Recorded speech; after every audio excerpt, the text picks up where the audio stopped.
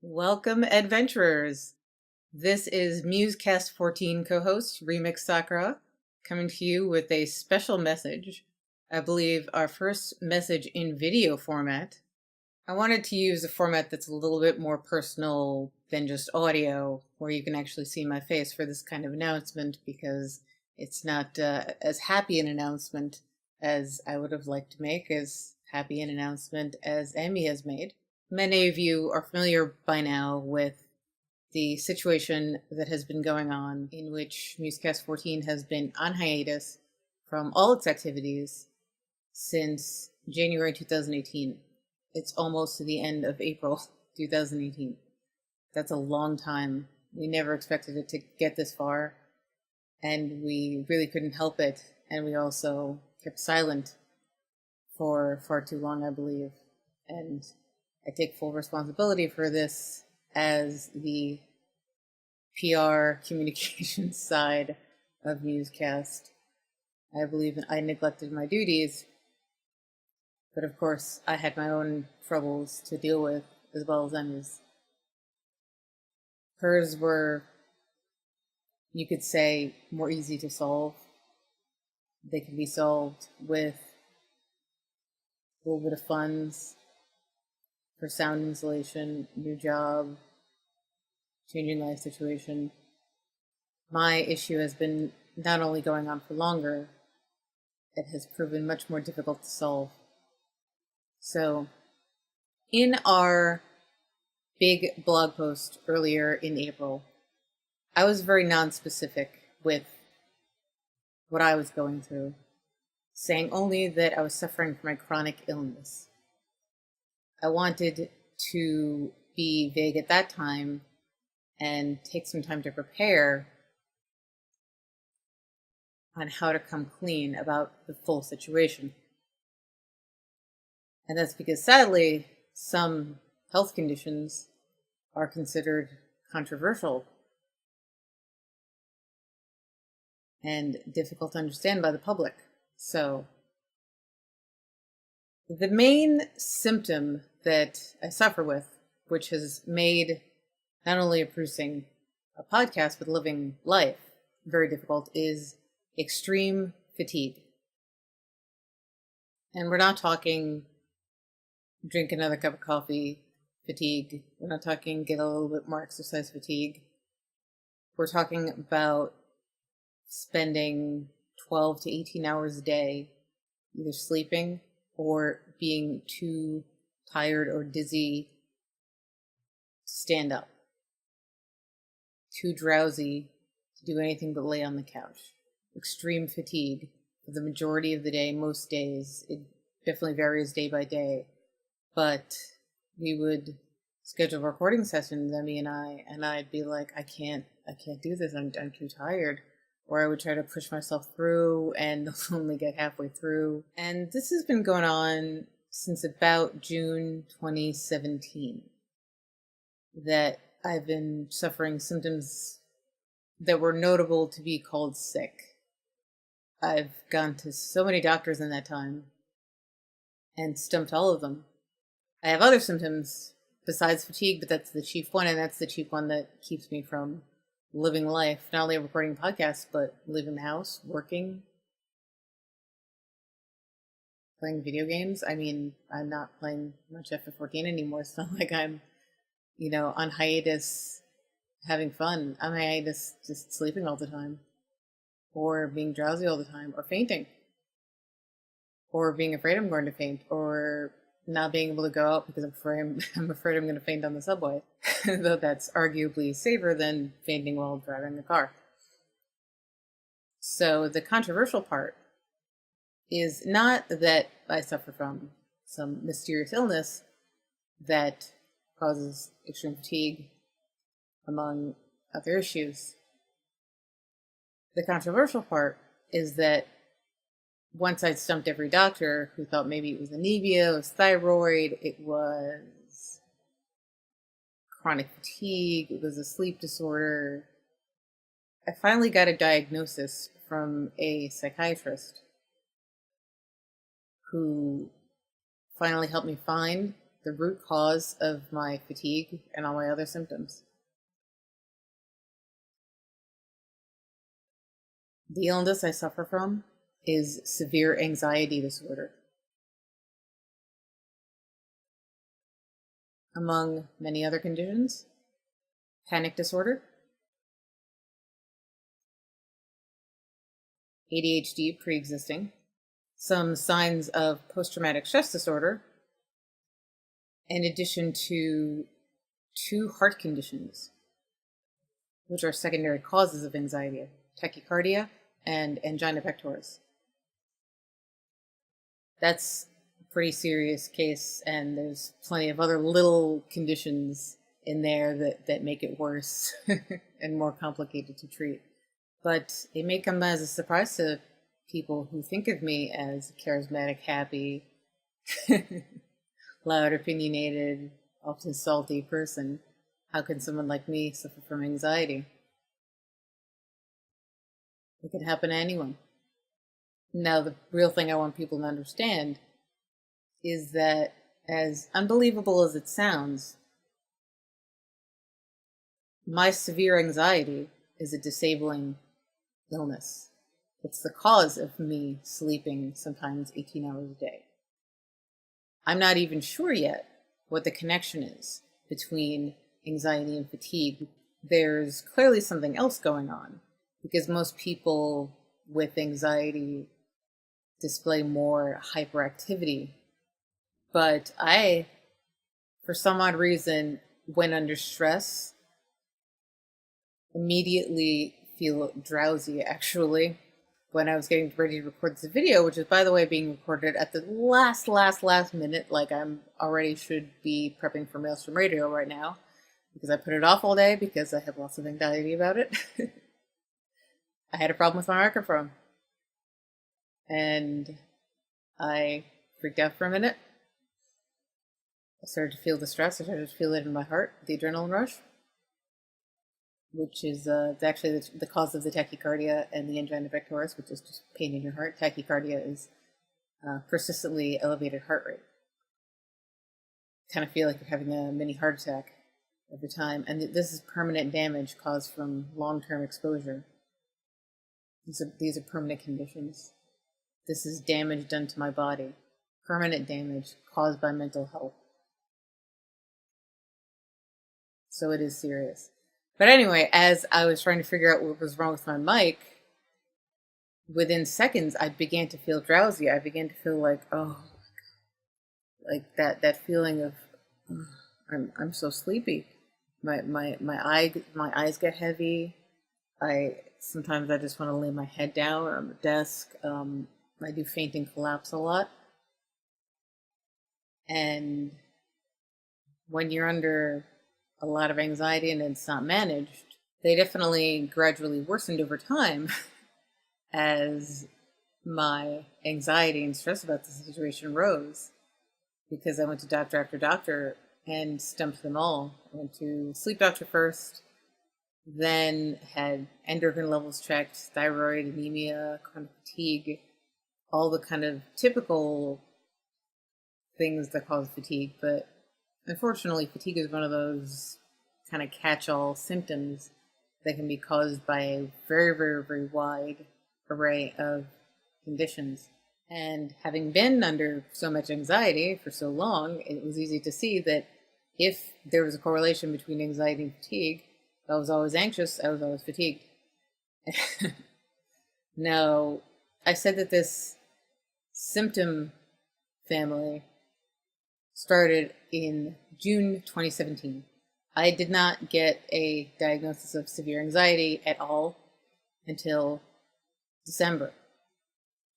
From June to December, it was going to every other doctor in existence: cardiologists, sleep doctors, immunologists, endocrinologists, everythingologists, you name it, and stumping them all. I had already been seeing a psychiatrist because I had been diagnosed with ADHD long before this, and it was especially odd that when you take stimulant medications, I take Adderall, you're also falling asleep. But the fatigue thing was a very, very sudden onset thing. and we were not sure why it was sudden onset. But when I went to see a new psychiatrist and told him of all these frustrations that I was having with fatigue and not being able to find a diagnosis, and do you have any idea if it could be interrelated with one of these other things? He was the one that said to me, after we had spent a few sessions together, he was the one that mentioned to me, you know, I actually think that all of your symptoms, the chest pain, the fatigue, the acid reflux, restless leg, there's a lot of things going on. I think they can all be explained by anxiety. So he said, I want you to go home and until the next time you see me, try to notice if you feel tired when you also feel stress or anxiety. And lo and behold, as I began to observe myself, the connection was almost instantaneous. I began to see over time that every time I became tired, it was preceded by being anxious about something. So we finally had a clue. So I began being treated for severe anxiety disorder in December 2017. Subsequently, I collected a few more diagnoses, including panic disorder. I'd actually been suffering from panic attacks for years, I realized, without even knowing it, because I didn't have a correct definition of what panic attacks really are. Panic attacks are used colloquially by a lot of people to describe a lot of different states of worry or fretting. But a real panic attack is a medical emergency, and everyone's symptoms are different. There's the shaking, the nausea, the vomiting. Some people are hyper, some people are tired. But the rule of thumb, the sort of separating factor that kind of made everything clear to me that these panic attacks were real, was that most people have the feeling that when they're having a panic attack, they are going to die, that their life is in danger, that their life is threatened, and they have the overwhelming thought, I'm going to die, I'm going to die, I'm going to die. And the fact that your heart feels like it's having a heart attack really doesn't help, right? So when you look back on years of extreme anxiety, years of panic attacks, it really makes me sad and disappointed, and also kind of shocked that worse things didn't happen. For example, for a while, I did not live in New York City where I could take the subway. I lived in California where I had to drive a car. I had at least 2 panic attacks, in retrospect, while driving a car. If I lose control of myself and my mind, I could have lost control of the vehicle. And then I could have crashed, and I could have died. During one of these panic attacks, I could have absolutely, in a bout of temporary insanity, hurt myself, and I live off a 20th floor high-rise, and found some way to commit suicide. Considering that I have permanent heart damage, usually associated with high blood pressure, due to years of living under constant adrenaline, I could have had a heart attack and died. And I'm going to be 32 this year. None of those things happened. I didn't die, but I am quite literally, for the moment, invalid and disabled. I don't work. I have trouble getting up and preparing my own food and showering. And I've only really been under treatment for this for about 4 or 5 months, even though I've been suffering with it for much longer. And my case is very, very complicated. I'll be honest in that my psychiatrist is almost out of ideas. There is something else going on. We still can't make the connection between anxiety and fatigue. We still can't get the anxiety fully under control. Even though we've gotten the tachycardia and other things under control, still spend a lot of time feeling drowsy, though I do spend less time feeling drowsy and I'm able to do more and more. I'm not here to say that I am better. I'm not here on this video log. It's an announcement that I'm better, that I'm recovered. I'm not better.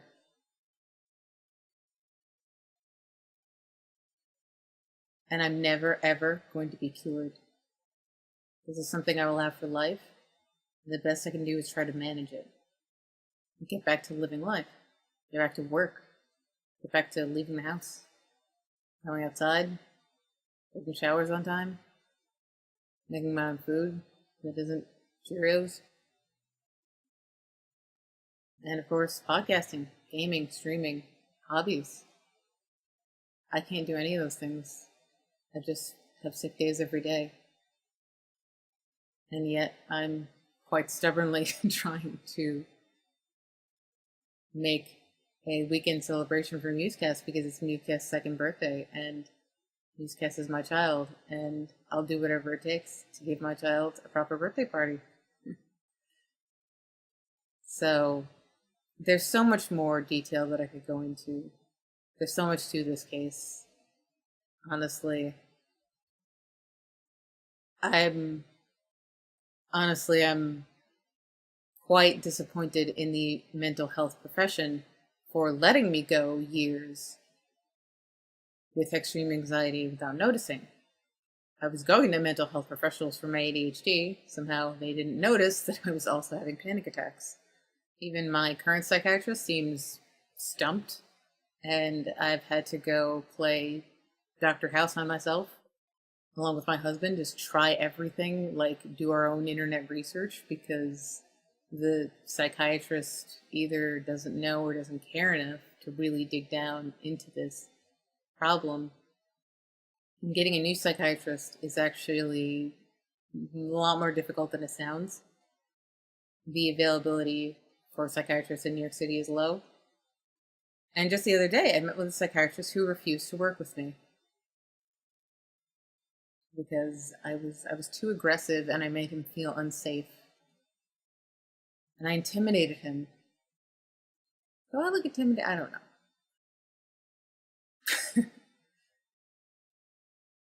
I feel like I have stumped the entire mental health profession. I feel like the mental health profession has failed me, but I also feel like, what if I'm too broken to fix?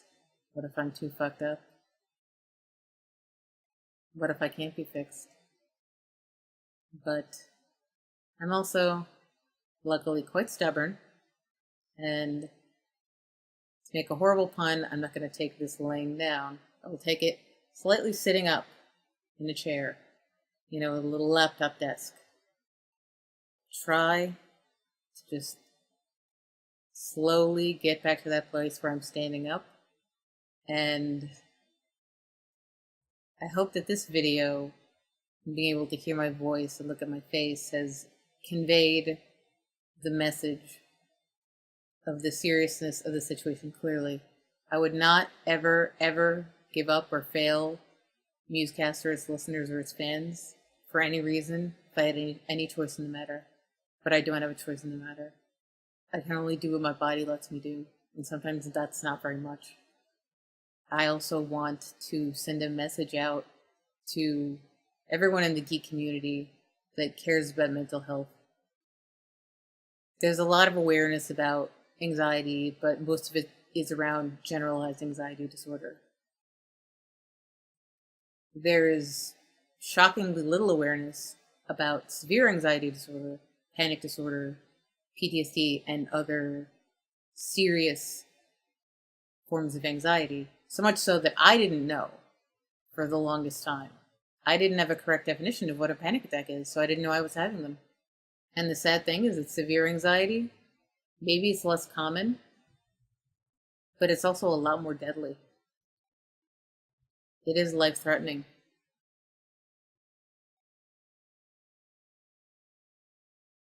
Because panic attacks are a medical emergency in which you are temporarily insane and you are unsafe. And if you are in the wrong place at the wrong time when you're having a panic attack, you are in serious danger. Not to mention the effects it has on wearing down your body.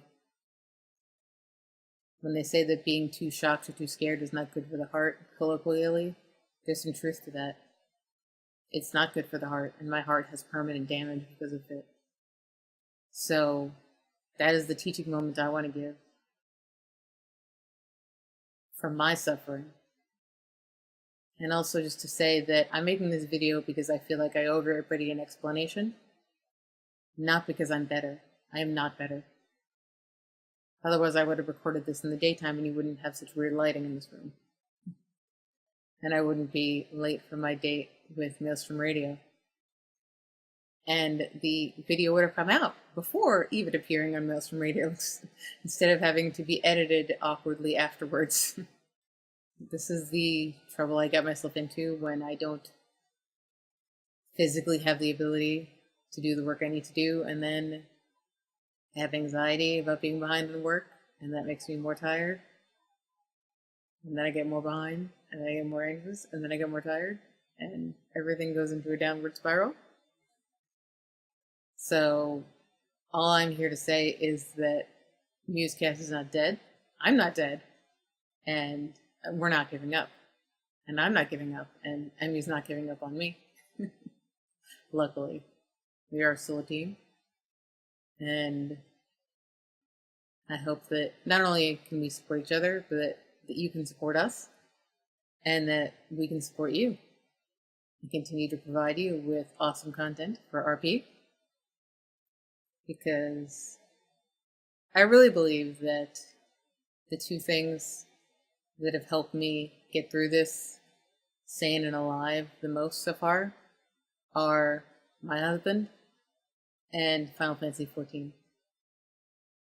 So that's pretty high regard for F14, right? Yeah, it's right up there with my spouse as far as things that have kept me sane. The community itself, people missing me when I log in, make me feel missed, giving me something to motivate me, even if it's just to keep my garden alive, which I've not always succeeded at.